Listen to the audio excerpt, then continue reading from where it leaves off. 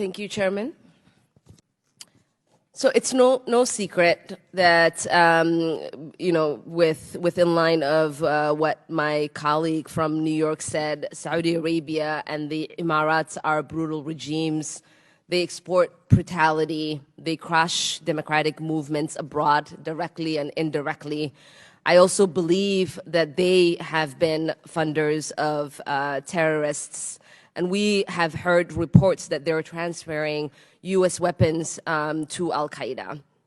I believe that our relationship with them in its current form is immoral, but it's not only immoral, it's counterproductive to our national security.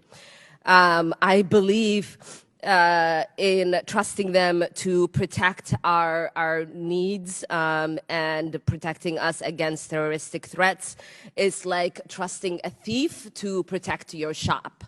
This administration selling them billions of dollars of weapons is dangerous and it's outrageous. Doing so is open disregard for the will of Congress and the American people, slap in the face to our democracy and our values.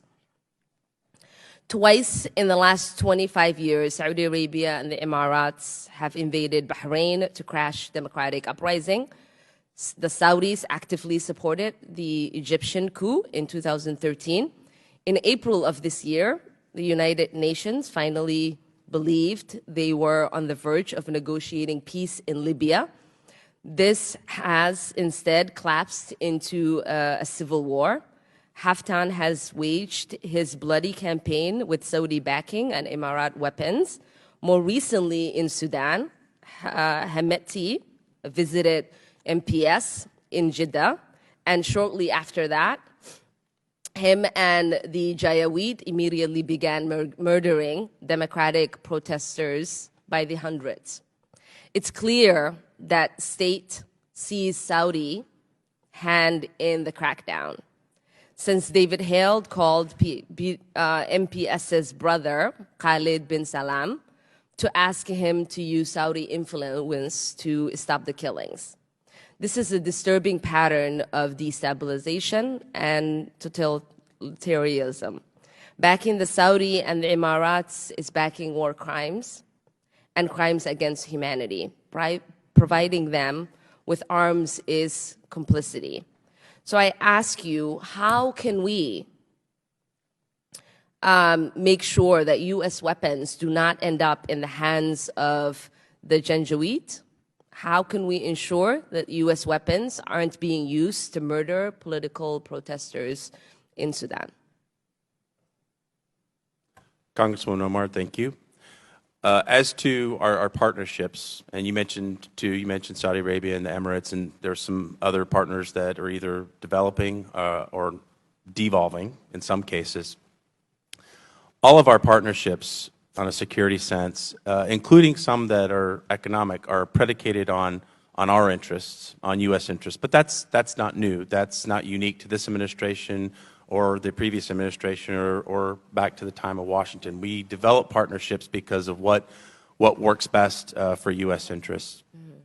It doesn't preclude us, though, from holding partners accountable, not just on human rights, access to civil society, but also holding accountable on protecting our interests. And so when we're either provision of a weapon system or a capacity or a certain kind of sustainment, with that comes a relationship.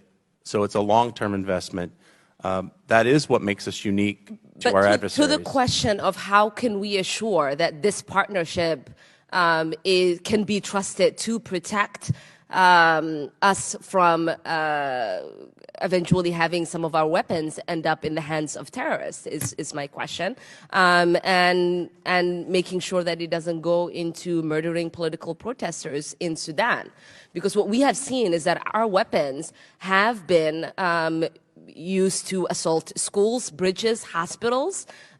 In places like Yemen, we've seen the Saudis' involvement and their footprint in Libya. We've seen their involvement and footprint in Somalia with Al-Shabaab. So what I'm asking you is, how can you assure the American people that we are not emboldening them to continue to reign their terror in destabilizing that region when we trust them to be a partner in stabilizing it? Yeah.